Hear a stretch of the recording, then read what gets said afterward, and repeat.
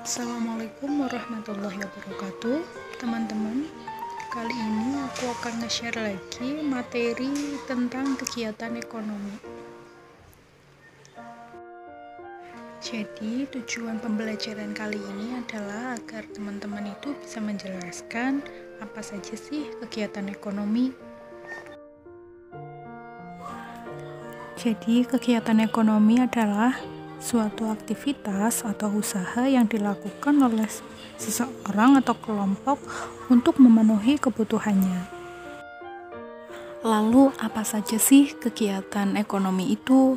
Nah, yang pertama ada produksi, kemudian yang kedua ada distribusi, dan yang ketiga adalah konsumsi. Nah, teman-teman, kemudian selanjutnya adalah perbedaan nilai guna pada suatu barang. Jadi diantaranya yang pertama nilai guna bentuk atau form utility. Nah, maksudnya apa? Jadi maksudnya adalah suatu barang itu akan memiliki nilai guna apabila mengalami perubahan bentuk. Contohnya apa? Contohnya kacang kedelai. Nah, kacang kedelai itu akan memiliki nilai lebih jika sudah diolah menjadi misalkan tahu, tempe, susu kedelai, dan lain-lain. Kemudian selanjutnya nilai guna tempat atau place utility. Artinya apa? Yaitu suatu barang akan memiliki nilai guna lebih tinggi karena perbedaan tempat.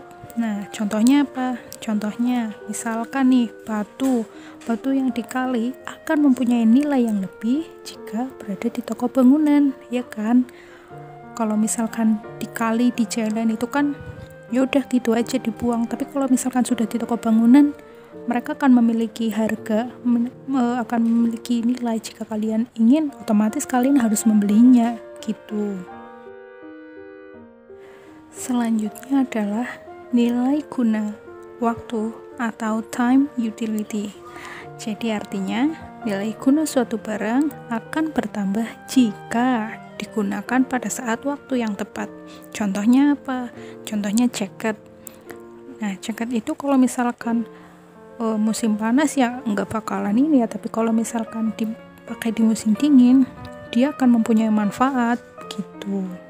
Kemudian selanjutnya adalah nilai guna kepemilikan atau ownership utility. Nah, di sini artinya nilai guna suatu barang akan bertambah apabila barang tersebut pindah kepemilikan. Contohnya apa? Baju yang ada di toko jika sudah berpindah tempat, jika sudah dibeli seseorang, itu akan lebih bermanfaat. Kalau di toko ya pasti cuma gantung aja, begitu. Nah, selanjutnya kita akan membahas tentang produsen. Siapa sih produsen itu? Produsen adalah orang yang melakukan kegiatan produksi. Nah, bisa juga disebut dengan lembaga atau seseorang yang menghasilkan barang atau jasa untuk menambah kegunaan suatu barang atau jasa. Kemudian, apa saja sih yang harus diperhatikan ketika akan melakukan suatu produksi? Nah, yang pertama, what? Maksudnya apa? Jadi maksudnya adalah barang apa saja yang akan dihasilkan dan bahan bakunya apa saja. Kemudian yang kedua, how? Artinya apa? Nah, artinya bagaimana sih memilih faktor-faktor produksi untuk memproduksi suatu barang tersebut. Kemudian yang ketiga adalah whom. Nah, di sini artinya apa? Artinya kepada siapa barang produksi tersebut akan didistribusikan. Nah, teman-teman, kita lanjut lagi ya. Sekarang distribusi. Distribusi sendiri adalah kegiatan untuk menyalurkan barang atau jasa dari produsen ke konsumen. Nah, bisa disebut juga dengan seseorang atau lembaga yang melakukan distribusi. Itu juga bisa disebut dengan distributor. Kemudian selanjutnya adalah apa sih tujuan melakukan distribusi? Nah, tujuannya adalah yang pertama, menyalurkan barang atau jasa dari produsen ke konsumen. Kemudian yang kedua, agar hasil produksi lebih berguna bagi masyarakat.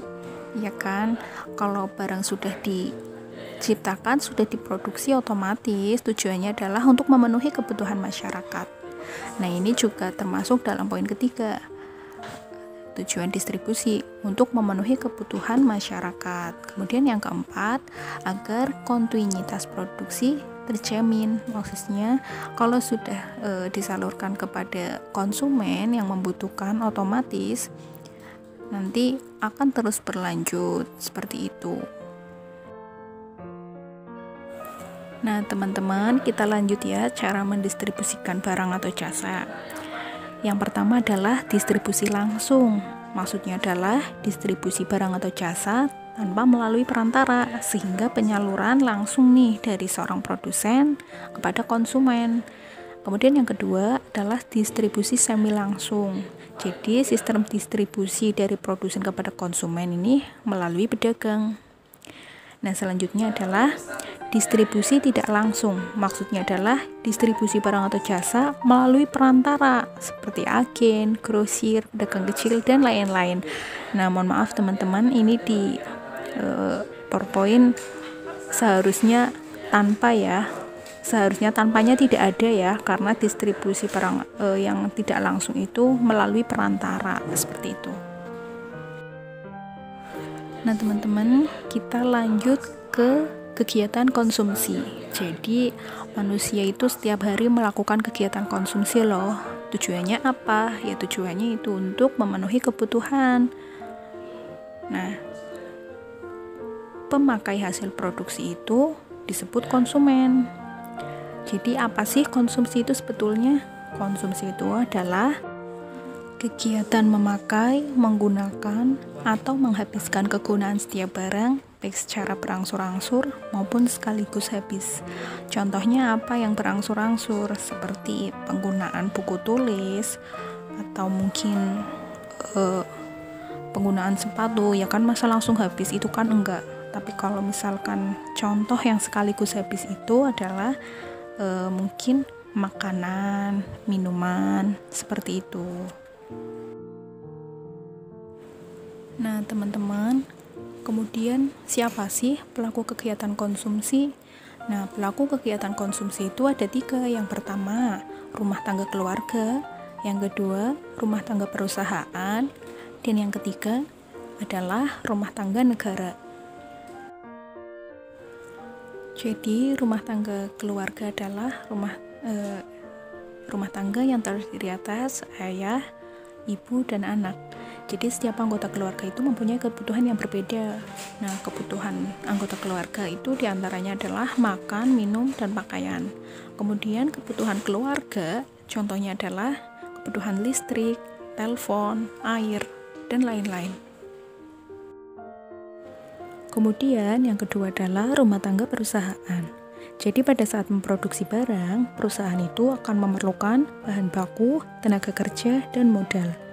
Perusahaan dapat menekan biaya produksi dengan membeli atau menggunakan tenaga kerja yang terampil atau teknologi yang canggih sehingga dapat menghasilkan barang dalam jumlah yang banyak dengan kualitas yang baik. Nah, yang terakhir adalah rumah tangga negara. Jadi, konsumsi negara itu bertujuan untuk memenuhi atau melayani kebutuhan masyarakat. Nah, setiap tahunnya, negara membuat rancangan anggaran dan belanja negara melalui persetujuan DPR. Hal ini dilakukan agar pengeluaran pemerintah dapat sesuai dengan kebutuhan masyarakat.